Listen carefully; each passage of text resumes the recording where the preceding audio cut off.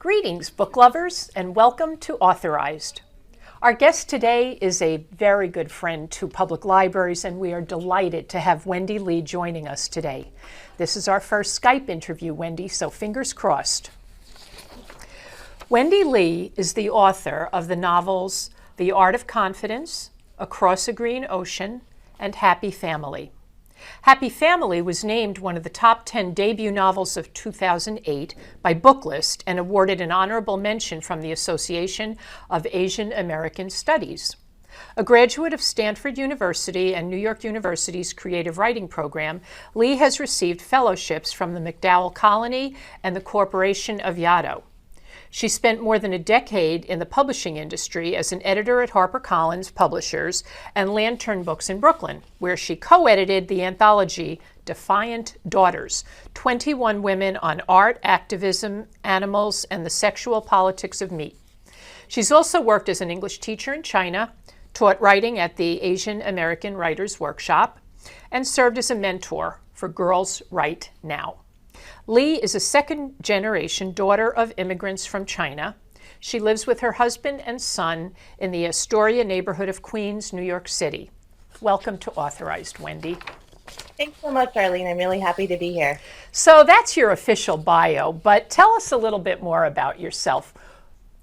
What I want to know is, when did you know you were a writer? Oh, that's a good question. So I grew up with a mother who writes in Chinese, and she's been published in Taiwan. She's written books, novels, and also she's been published in newspapers. So when I was growing up, she really impressed upon me the importance of writing and language. And to her, being a writer was the best job out there. Now, I don't know if she particularly thought about the financial aspects of being a writer, but because I grew up with that kind of thinking, she was very encouraging. When I was little, she used to type up my stories, and it was just really encouraging. So I think I'd always grown up with the idea that being a writer was a really wonderful thing, and it was only until I was older that I realized it wasn't quite that easy. Yeah. So I know you have a little one. When and how do you write? When do you find time? I have to say that since he was born, I haven't written very much unless I've had to. For example, my most recent book, The Art of Confidence, I wrote most of it while I was pregnant, and that was a great deadline because I knew I had to finish before I had a baby. And unfortunately, I had it all worked out so that I had the last chapter that I was planning to write, and then he was born early. Not by a whole lot, just maybe under 2 weeks, but that made me realize, I should have finished it earlier. So after he was born, I finished the book, and I also did edits while he was a newborn. So I'm just really glad that the book is coherent. And, any lapses of judgment and things like that in the book, I can attribute to mommy brain, basically. You were born here in America. But all three of your novels talk about the immigrant experience and your Chinese heritage. Talk to us about why that's so important for you to write about, but also for you to share with your readers.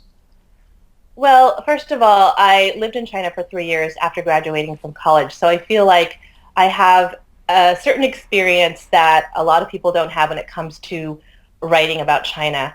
And another thing that I came to realize was that I feel like I'm in a special position in that I can write about something that not a lot of other people know about.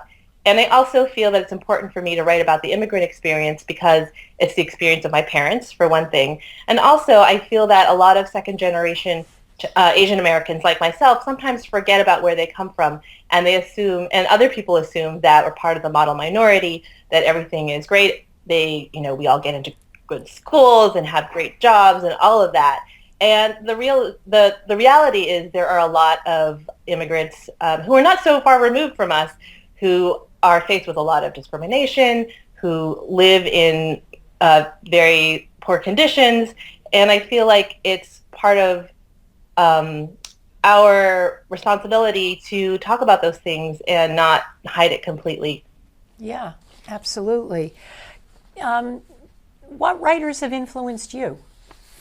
Oh, that's another really good question. I always have trouble answering this because I feel like um, there are writers that I really enjoy on a certain level, purely for pleasure, and then there are writers when I read them, they open up such a different world for me, and that in some ways I can connect to. And a really obvious one for me is Jhumpa Lahiri. I remember her books are such an inspiration to me, partly because I remember when I was young, and I think I was probably in grad school, getting an MFA in fiction, and I read The Interpreter of Maladies, which is her short story collection that won the Pulitzer. And I think that was one of the first times that I read a book that made me realize, oh, I can write about my generation as well. I don't have to write about, completely about the immigrant experience from the point of view of immigrants, which I did in my first book. But I can write about experiences that are very close to me, and it can come across in a way that other people can understand. So that book in particular, and her other books, The Namesake, and her most recent ones, I think inspire a lot of Asian American writers like myself to write about their experiences in a way that that really connects with other people. Absolutely. I love Jhumpa Lahiri, and I think she nails it. I think she really gets it, but I think you do too. So, I think your books are also very inspiring and dead on the money. You've talked about Jhumpa Lahiri. Do you have any other favorite books, favorite characters, favorite fictional characters? Well, fictional characters. I'm not sure about that, but I really books that I really enjoy just on a purely pleasurable level. I love literary thrillers. So, for example, I just finished reading The Trespasser by Tana French, and all of her books they're set in Dublin. They're about a particular detective squad, I guess. They're really wonderful. I grew up reading Agatha Christie and P.D. James and British police procedurals, and there's something about that particular kind of book that's really comforting to me. I'm not sure why, because they often involve murder and violence, but I think part of it is the fact that they're they're very methodical in a way, but the suspense and the twists that are thrown in are, if they're done well, are really great. So I think in particular Tana French is a master of that particular kind of book. Pure escapism. Yeah, yeah. So your novels are, I would say, explorations of very complex characters.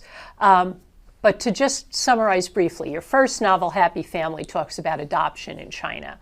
Your second novel, Across a Green Ocean, talks about the experiences of Chinese parents raising their family here in America. And your new novel, The Art of Confidence, is about someone who created a forgery. So talk a little about your inspirations for these novels. With the exception of Across the Green Ocean, I have to say that Happy Family and The Art of Confidence were inspired by current events. Happy Family, I had been living in China, and when I came back to the U.S., there was this phenomenon of the adoption of Chinese babies, mostly girls, and that really hadn't been so prevalent when I had been living in the States. And I was thinking what an interesting perspective it would be to write, to have a character who was a young woman from China, comes to New York City and becomes a nanny to one of these little girls who was adopted by a white family, and just to see what the kinds of cultural misunderstandings or problems that might arise from that. So that was inspired by things that I had read about.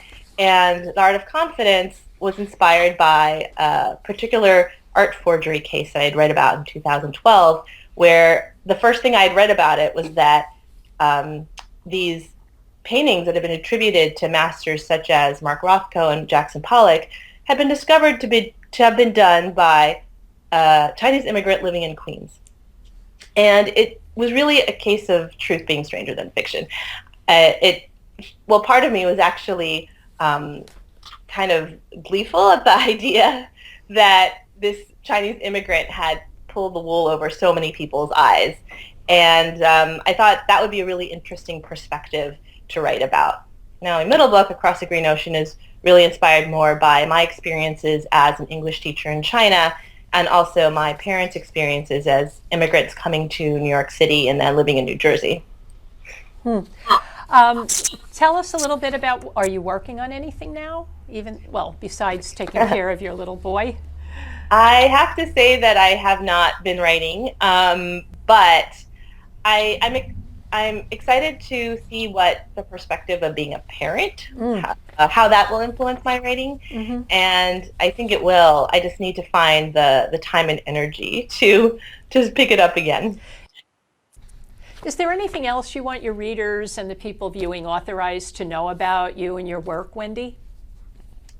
I think just that almost everything that I write is informed by my identity, and in this day and age, I know it seems kind of it's a really heated topic now, I guess, to talk so much about who you are according to your heritage or your ethnicity and things like that. But for me, it's really important because I feel like I need to preserve the legacy of my parents who came over here, and in a way, going back to the question of how I was inspired to write, the fact that my mother writes in Chinese, and her English is actually really good, but she isn't very confident about writing in English. And so she's taken very many classes in creative writing at community college, and when I was little, she used to ask me to edit them, which is maybe why I became a book editor later. So part of me feels like that a lot of what I write about is in honor of her and, of course, of my dad. Yeah. You just got me thinking, would a children's book be something out of the realm of possibility? That is a possibility. There are so many children's books that I've discovered now that are really amazing in terms of the rhythm of the language. I don't think I realized before. I think a lot of people, like myself previously, would think that, children's books they can't be that hard to write. They're just a few words, or there are a lot of repeated words. 32 pages. Right. In actuality, it's like poetry, really. Every word matters, and there's such a beautiful musicality to it often. And, when my son listens to me read some of the books, and to see him smile when he realizes what I'm reading or anticipating what the next word will be is really magical. So, yeah, children's books have opened up a whole new realm of possibility, I think. Oh, I can't wait to see if that happens. So now we're ready for this segment of the show that we do towards the end called Buckle's One-Liners. And we ask our authors to grab one of their books, open to any page, read a passage, and then talk a little bit about it. So are you ready? Sure. Okay. I'm going to pick a page from The Art of Confidence, Good. my most recent book. I was hoping. Okay, so I just open the book to a certain page? Yeah. Good luck. Yes, especially since I haven't actually read any of this since, this is publishing terms, but page proofs, which is when the proofreader reads. You get the pages before the proofreader does. Anyway, okay. Oh, all right, this is interesting. Good. What do I read? The page or the... Whatever you think is a satisfying passage. Okay, so I actually turn on to page 127, which is the end of a chapter, so it's really short, so I'll just read that. It's two short paragraphs. Certainly, was all Caroline could say. She had thought you seemed convinced, but now she had no idea what was going on behind this man's polite, unreadable exterior. She was about to tell Peter this after you had left the gallery, when she realized Molly was still there. Don't you have a train to catch? She snapped, and Molly jumped to collect her bags and left. So there are a lot of characters in these two paragraphs. I guess I should explain first of all that The Art of Confidence has several different viewpoints. The chapters are each from the point of view of a different character involved in the art forgery. Oh. So, for example, it's the forger, the art dealer who plans the forgery, her assistant who catches on to what's going on, and the buyer of the painting, and also a little bit of the original artist's voice. So in this particular section, Caroline is the art dealer who's planned the forgery. Wow. Yu is a Taiwanese businessman, last name spelled by Yu, who has agreed to buy this forgery. Peter is a minor character. He's just an art historian that a friend of Caroline's who's been called upon to verify that the painting is authentic. And Molly is Caroline's assistant who is catching on to the fact that there's something wrong here. So I think what happens here, okay, so you, the buyer, has taken a look at the painting and he's thinking about buying it, but he hasn't decided yet. And during this exchange, this is at the art gallery, Molly happens to be there, and this is really when she realizes that something fishy is going on. She knows this original paint. She knows about the original painting. She's read about it in her art history class, and the fact that her employer suddenly has this painting in her possession, a painting that was thought to have been lost in a fire many years ago, is very suspicious. So this is actually an important part of the book, because this is where Molly realizes pretty much for certain that something strange is going on.